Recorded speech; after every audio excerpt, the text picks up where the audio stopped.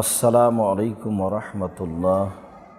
আলহামদুলিল্লাহ ওয়াহদা ওয়াসসালাতু ওয়াসসালামু আলা মান লা নাবিয়্যা বাদা। সম্মানিত দর্শক মণ্ডলী, দিনী মুসলিম ভাই বোন, আপনাদের পক্ষ থেকে একটি গুরুত্বপূর্ণ জিজ্ঞাসা।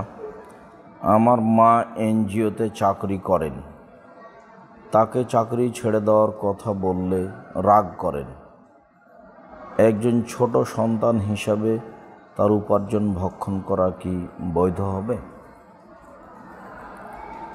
হ্যাঁ, খুব সুন্দর জিজ্ঞাসা। এখন মা এনজিওতে চাকরি করছেন, তার এই রুজি বৈধ কি না? বাচ্চার অনুভূতিতে এসেছে, আমরা এমন বাচ্চাই কামনা করি।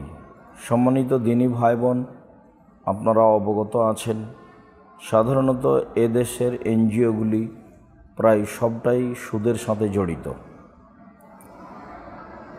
আর সুদের সাথে জড়িত না হলেও তাদের ব্যবসা কী চলে, কিভাবে চলে তা অস্পষ্ট। আর এনজিও যদি সুদের সাথে জড়িত হয় তাহলে তো একেবারেই হারাম। কেননা রাসূল সাল্লাল্লাহু আলাইহি সাল্লাম সুদকে স্পষ্টভাবে নাকচ করেছেন। আল্লাহ তাআলা তাকে সরাসরিভাবে হারাম ঘোষণা দিয়েছেন। আল্লাহ তাআলা বলেন, আহাল্লাল্লাহুল বাইআ ওয়া হাররামাস রিবা। আল্লাহ তাআলা ক্রয় বিক্রয়কে হালাল করেন আর সুদকে হারাম করেন। এরপরেও রাসূল সাল্লাল্লাহু আলাইহি সাল্লাম বলেন,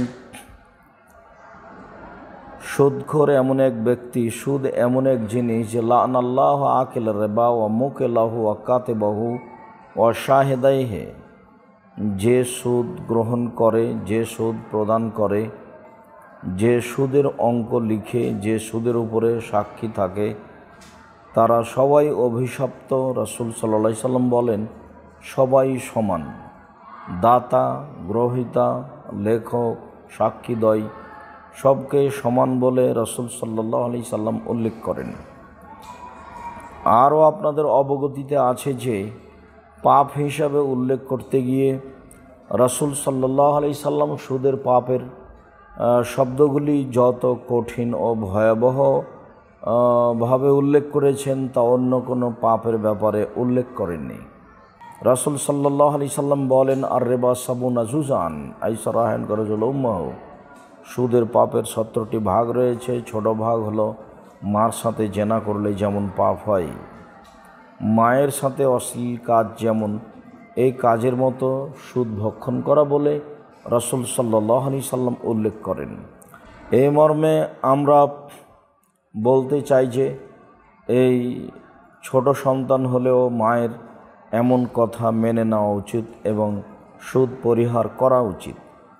আর কেউ যদি মনে করে যে আমি যে এনজিওতে চাকরি করি সে এনজিওতে সুদ নেই, তাহলে হয়তো বা প্রতারণা আছে। প্রতারণা মুক্ত এনজিও, সুদ মুক্ত এনজিও আমরা এদেশের মাটিতে আশা করি না, এমনটা হওয়ার কথা নয়।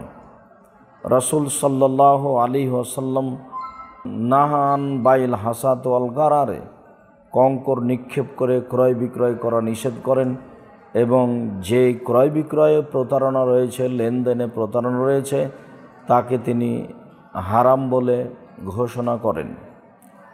তো যদি স্পষ্ট সুদ না থাকে তাহলে হয়তোবা বাকি লেনদেন স্পষ্ট নেই।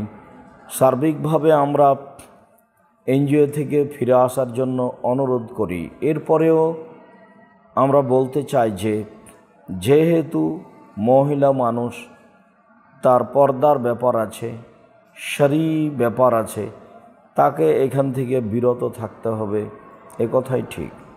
শেষে অংশে বলতে চাই যে যদি ছেলের বারবার বলার পরেও মা না শোনে তাহলে ছেলে অতদিন পর্যন্ত মায়ের সাথে থাকবে, খাবে, যতদিন পর্যন্ত সে নিজে উপার্জন করতে পারে না।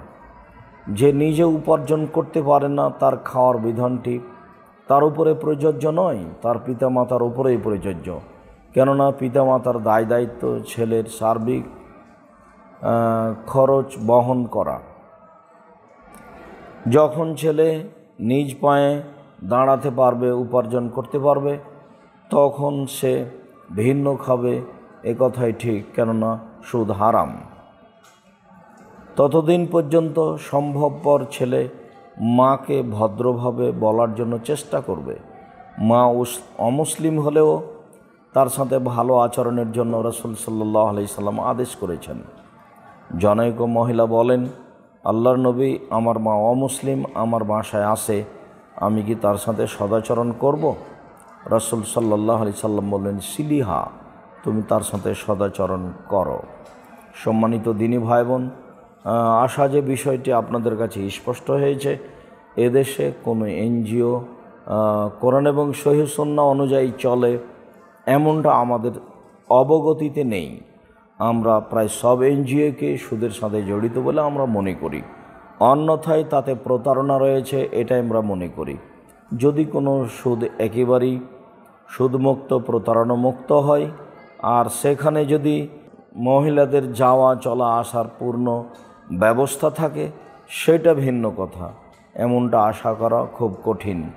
তাই আমরা এরকম দিনী বোনদেরকে এইসব ব্যবসা বাণিজ্য সুদ থেকে এনজিও থেকে দূরে থাকার জন্য অনুরোধ জানাবো।